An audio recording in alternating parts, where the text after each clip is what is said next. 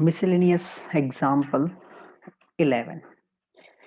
Find the area bounded by y square equal to 4ax and its latest rectum. तो सबसे पहले तो हमें यहाँ पर दिया गया है एक parabola y square is equal to 4ax.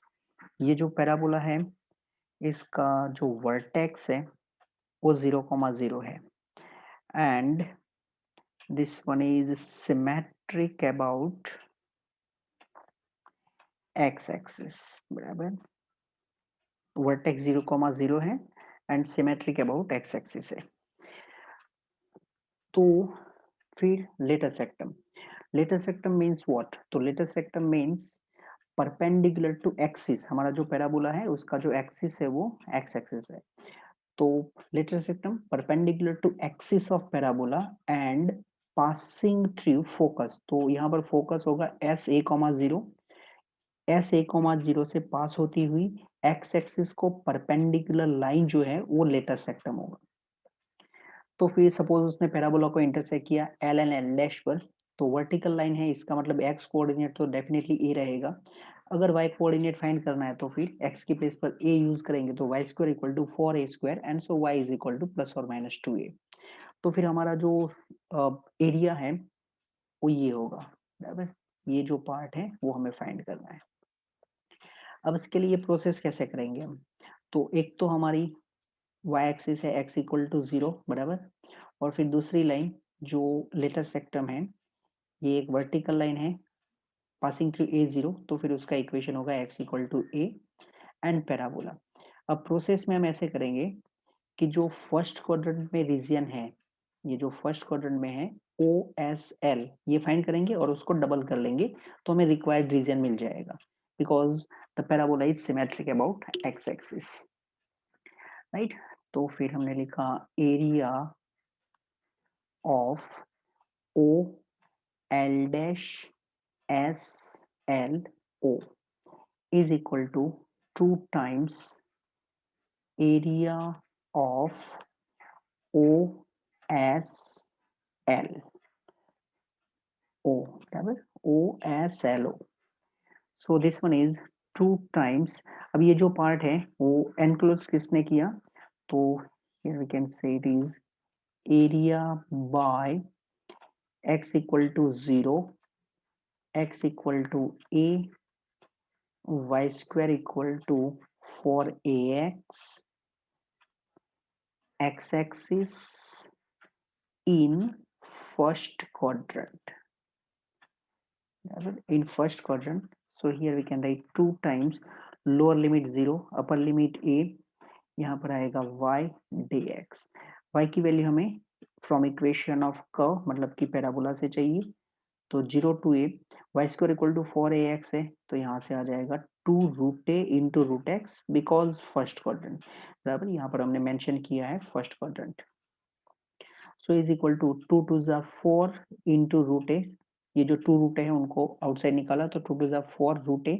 Root x का इंटीग्रेशन होता है एक्स रेस टू 3/2 अपॉन में 3/2. तो जो अपॉन में 3/2 है उसको हमने प्रोडक्ट में लिखा तो 2/3 हो गया. अपर लिमिट ए, लोअर लिमिट 0. वापस हमने 2/3 को आउटसाइड निकाला तो 8 रूट ए बाई 3. फिर अपर लिमिट ए है तो यहाँ पर आएगा a raise to 3/2 minus 0 raise to 3/2 is 0. 8/3 root a मतलब a का हाफ पावर और यहाँ पर a का 3/2, तो 1/2 प्लस 3/2 दैट इज 4/2 एंड 4/2 मतलब 2. 8/3 a square. This one is answer. Now number 12, find the area of the region bounded by the line y equal to 3x plus 2 x axis and the ordinates x equal to -1 and x equal to +1. तो यहाँ पर हमारे पास जो line है वो है y equal to 3x plus 2, इसको equation number 1 दे दिया. फिर x equal to -1 and x equal to 1 दिया है तो फिर हमने यहाँ पर x एक्सिस ड्रॉ कर लिया, y एक्सिस ड्रॉ कर लिया. x equal to -1 एक वर्टिकल लाइन है, x equal to 1 another vertical line है. x equal to -1 अगर हम इक्वेशन नंबर 1 में रखेंगे, बराबर, अगर हमने x इक्वल टू -1 रख दिया इन इक्वेशन नंबर 1 तो फिर हमें y का वैल्यू मिल जाएगा -3 + 2 दैट इज -1. तो ये दोनों ने इंटरसेक्ट किया एक दूसरे को एट पॉइंट -1, ये हमने फिगर में दिखा दिया। ऐसे ही हमें एक और लाइन दिया था x इक्वल टू 1, बराबर, तो फिर हमने x इक्वल टू 1 जो है वो भी रख दिया।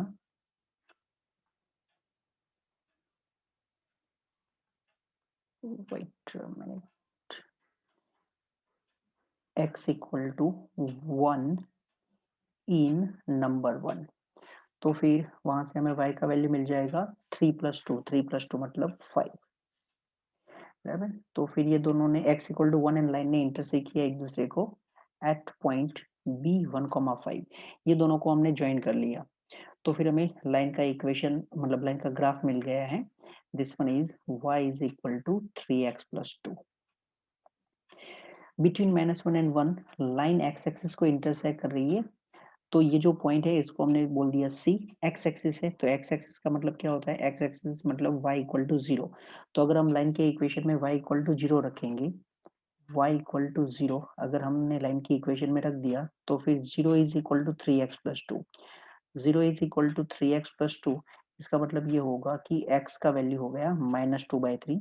तो लाइन ने इंटरसेक्ट किया है x एक्सिस को एट द पॉइंट -2/3, 0, इसको हमने बोल दिया C, बराबर, ये पॉइंट दिखा दिया फिगर में। अब यहाँ पर क्या हुआ कि बिटवीन -1 एंड 1 लाइन ने इंटरसेक्ट किया x एक्सिस को, इससे जो लाइन है उसका some region means between x equal to -1 and x equal to -2/3, जो लाइन का पार्ट है वो बिलो x एक्सिस है, ये पार्ट, बराबर, this one is below x axis. And between -2/3 and 1 जो लाइन का पार्ट है वो अबोव x एक्सिस है। इससे क्या होगा कि बिटवीन -1 एंड -2/3 जो हम इंटीग्रेशन करके आंसर लाएंगे वो माइनस में आएगा, क्योंकि बिलो x एक्सिस मतलब y नेगेटिव हो जाएगा। एंड जब हम -2/3 से 1 के बीच में इंटीग्रेशन करके लाएंगे तो फिर उस टाइम हमारा जो आंसर होगा वो प्लस होगा, बट एरिया तो ऑलवेज पॉजिटिव होता है। तो फिर हमें ये जो पार्ट है जब हम इंटीग्रेशन करेंगे बिटवीन -1 एंड -2/3 तो उसको मॉड्यूलस अप्लाई करना पड़ेगा। सेकंड पार्ट है -2/3 से 1, वो as it is positive number आएगा तो कोई प्रॉब्लम नहीं होगा, बराबर। तो मॉड्यूलस यहाँ पर हमें अप्लाई करना पड़ेगा इंटीग्रेशन को। तो area bounded by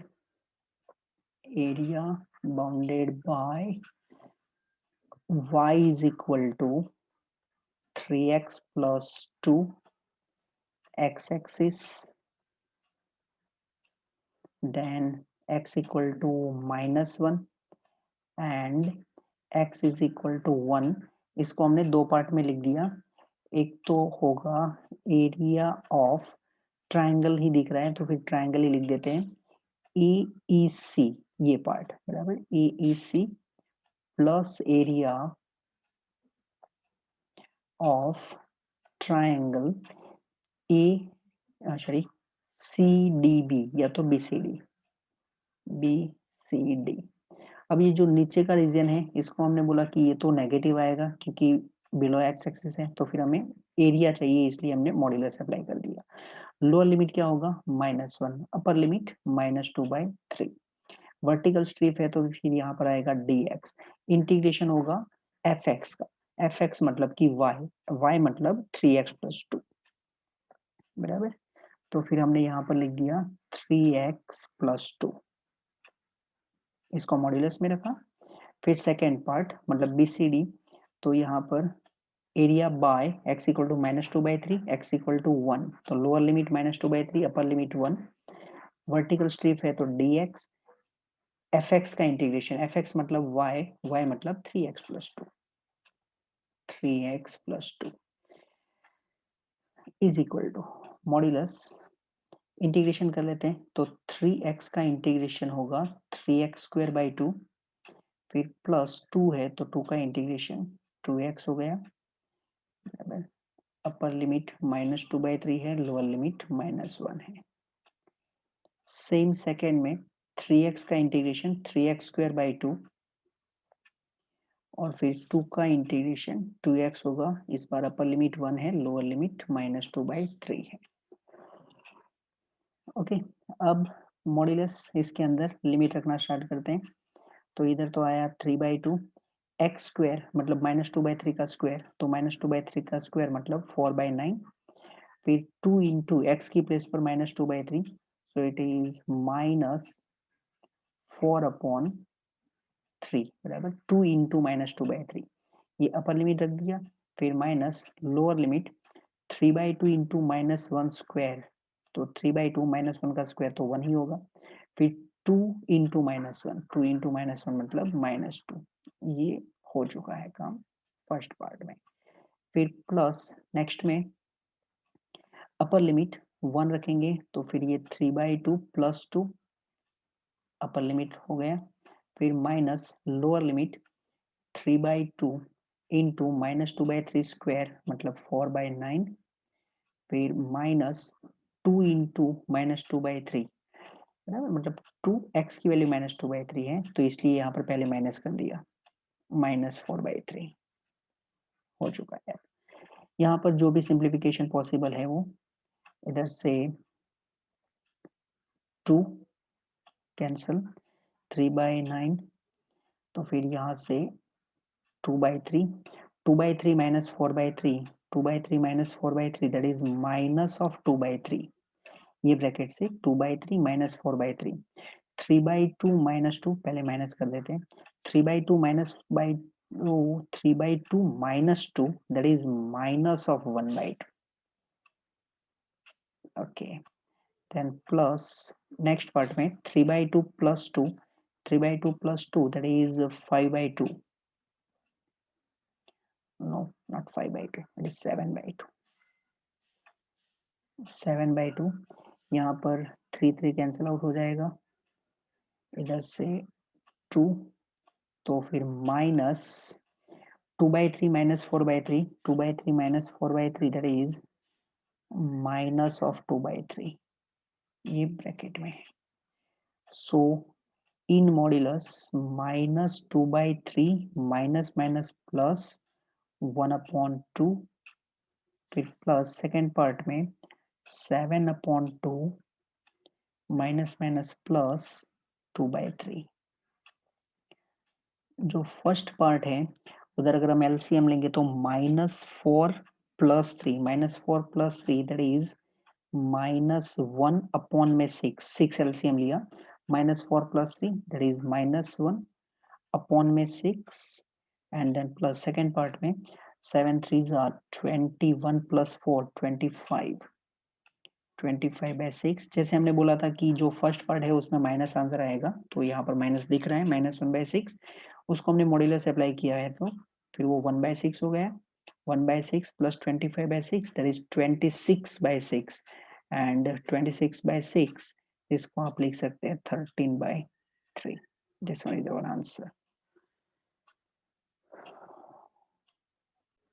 now number 13, number 13 is find the area bounded by y equal to cos x between x equal to 0 and x equal to 2 pi।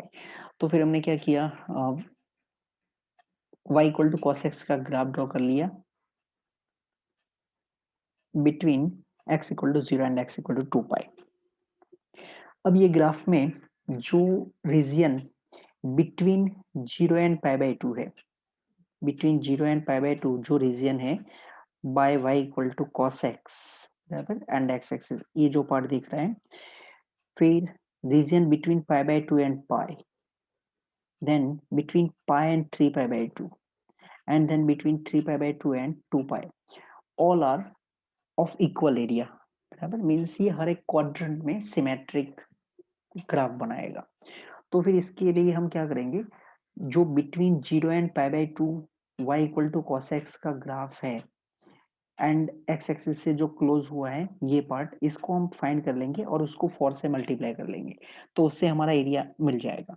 अगर आप ऐसा नहीं करना चाहते तो जैसे हमने लास्ट एग्जांपल में किया ऐसे कर सकते हैं, 0 से π/2 में फाइंड करो, फिर π/2 से 3 π/2, क्योंकि ये जो ग्राफ है π/2 और 3 π/2 में बिल्कुल बिलो एक्स एक्सिस है, तो फिर उस पार्ट में मॉड्यूलस अप्लाई करो, फिर 3 π/2 से 2 पाई वो अबव एक्स एक्सिस है, तो उसको बिना मॉड्यूलस फाइंड करो और फिर उन सबको ऐड करो तो भी आंसर मिल जाएगा, बट यहाँ पर हम सिमेट्रिसिटी का यूज कर लेंगे। बराबर, क्योंकि अब हम एक एग्जांपल कर चुके हैं कि above x axis and below x axis से क्या फर्क पड़ता है, किस टाइप से इंटीग्रेशन करना चाहिए, तो वो ऑलरेडी हम देख चुके हैं। दैट्स वाई सिर्फ 0 से पाई बाई 2 में हम एरिया फाइंड कर लेंगे। तो फिर यहाँ पर लिखा हमने required area, but before that एक तो लाइन लिख देते हैं, area of y equal to cos x in 0 to pi by 2, pi by 2 to pi, pi to 3 pi by 2, and 3 pi by 2 to 2 pi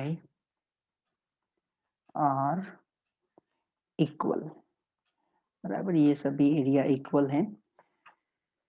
therefore required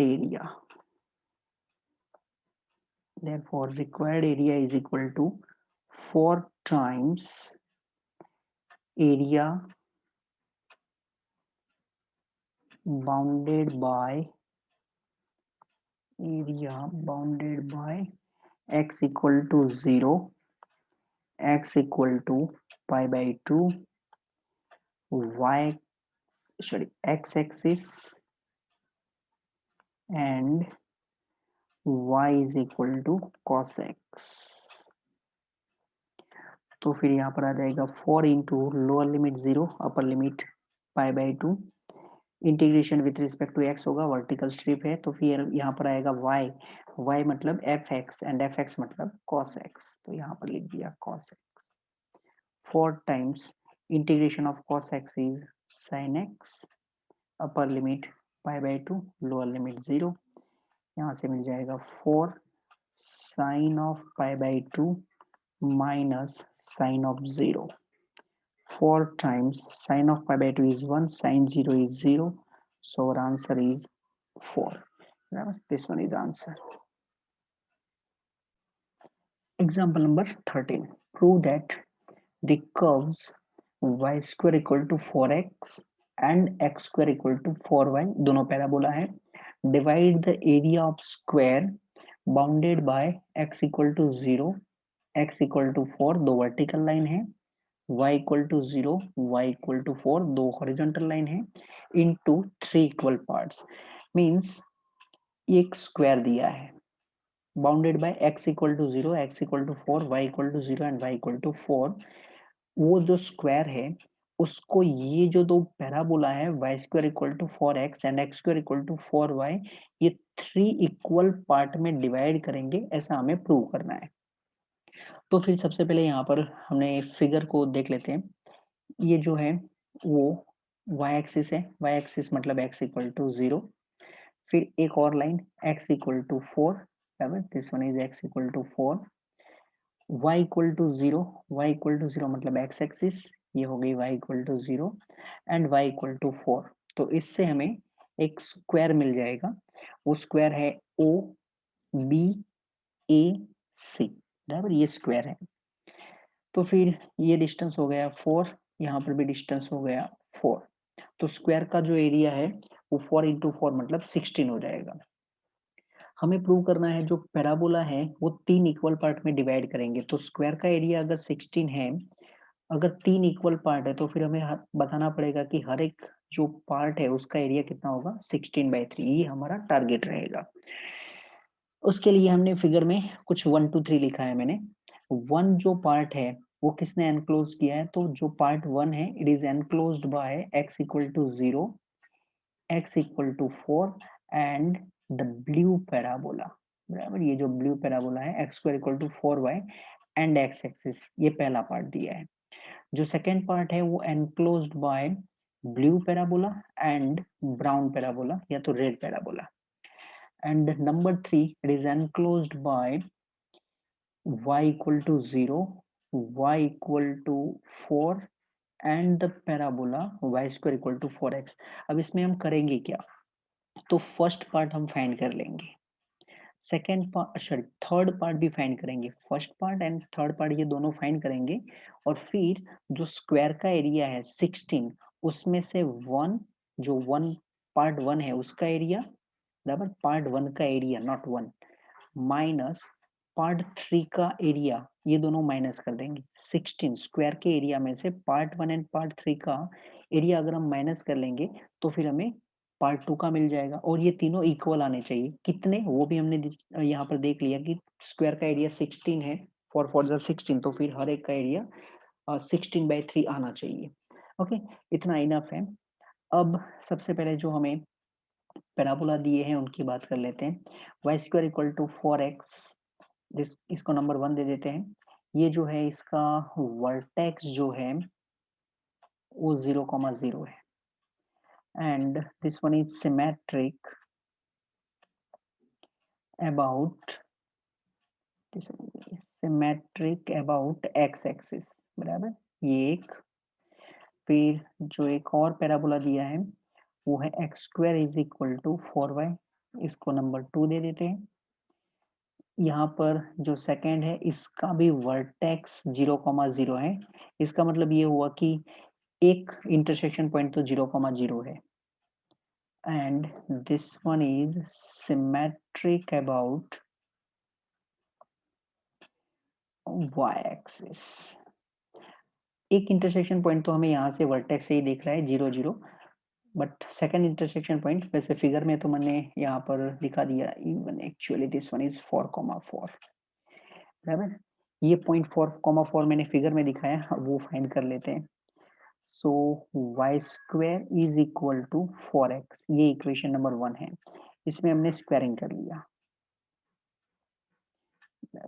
squaring कर लिया तो फिर यहाँ पर आया y⁴ इधर आया 16x² = 16, x² की प्लेस पर हमने 4y यूज कर लिया because of equation number 2, so this one is y⁴, y⁴ minus 16 into 4, that is 64, y = 0, y common निकाला तो y³ minus 64 = 0, and therefore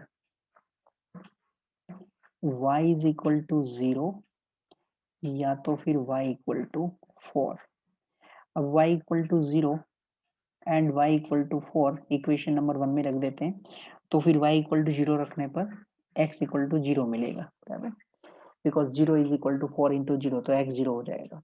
और अगर हमने y = 4 रखा तो 16 = 4x, 16 = 4x, इसका मतलब x का वैल्यू 4, तो जो हमने बात की थी इंटरसेक्शन पॉइंट जो फिगर में मैंने बोल दिया था, वो एक तो 0,0 है एंड दूसरा जो है वो कैपिटल A 4,4 है। पार्ट 1 फाइंड कर लेते हैं, जिसको हमारी फिगर के हिसाब से क्या बोला जाएगा, OBAO,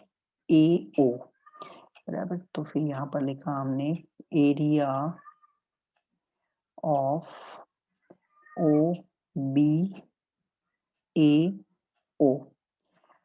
is equal to, vertical strip use करेंगे 0 एंड 4, तो वर्टिकल स्ट्रिप है 0 to 4, इसका मतलब यहाँ पर इंटीग्रेशन होगा विथ रिस्पेक्ट टू x, फिर यहाँ पर आएगा y, बट ये y किसका यूज होगा, तो ये जो 0 to 4 है जो पार्ट 1 है, इसको क्लोज किया है पैराबोला x² = 4y ने, बराबर। तो यहाँ पर y की प्लेस पर x²/4 आएगा।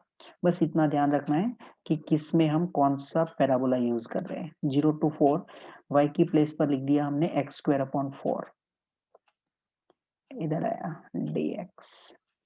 नाउ 1/4 वो तो आउटसाइड निकल गया, x² का इंटीग्रेशन होगा x³/3, जो हमें 3 चाहिए वो तो अब दिख रहा है 4/3, सॉरी 4 and 0, 1/4 अपर लिमिट रखा हमने उस, बट उससे पहले हमने 3 को आउटसाइड निकाल दिया 1/3।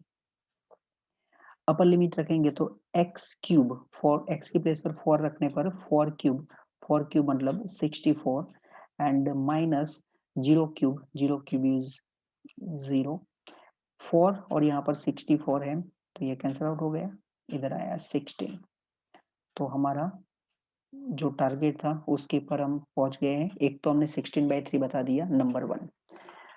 अब फाइंड कर लेते हैं नंबर 3 जैसा हमने पहले डिस्कस किया था। सो एरिया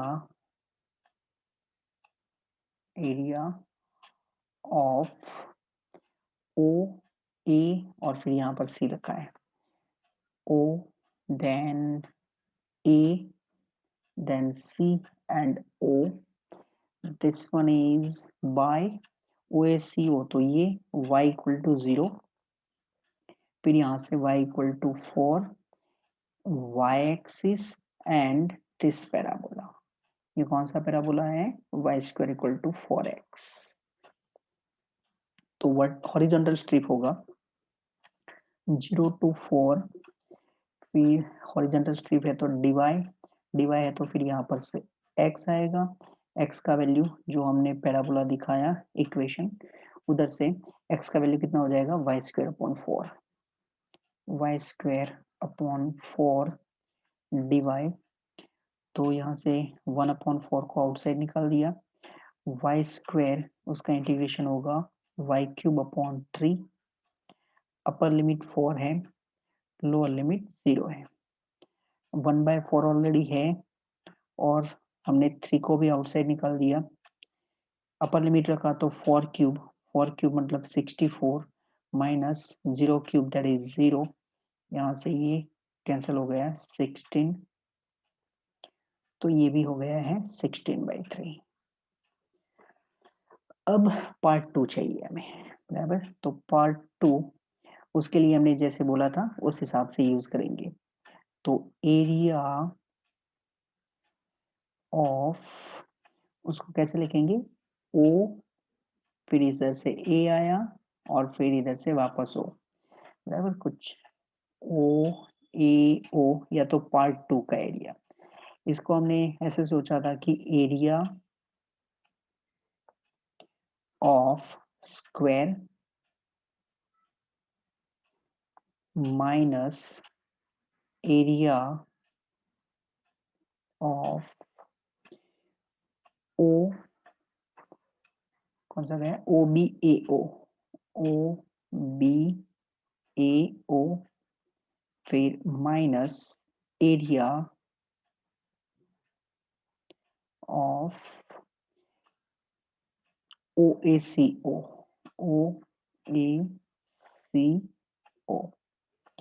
तो एरिया ऑफ स्क्वायर जैसे हमने यहाँ पर फिगर में दिखाया है, this one is 4, this one is also 4, तो area of square is 4 into 4 that is 16, O B A O, बराबर, ओ बी ए ओ, इसका एरिया हमने फाइंड कर लिया है 16/3, फिर माइनस ओ ए सी ओ, ये भी हमने फाइंड किया है 16/3, तो 16 माइनस 16/3 इंटू 16/3, इसका सिंप्लीफिकेशन कर सकते हैं हम, बराबर, ये भी 16/3 आएगा, एंड हैंस प्रूव्ड, बराबर, हैंस प्रूव्ड मीन्स हमको जो बोला गया था कि जो ये जो दो पैराबोला है वो स्क्वायर्स का जो एरिया है उसको 3 पार्ट में डिवाइड करेंगे, तो वो हमने प्रूव कर दिया कि तीनों जो पार्ट है उसका हर एक का वैल्यू 16/3 है, so it is divided in 3 equal parts.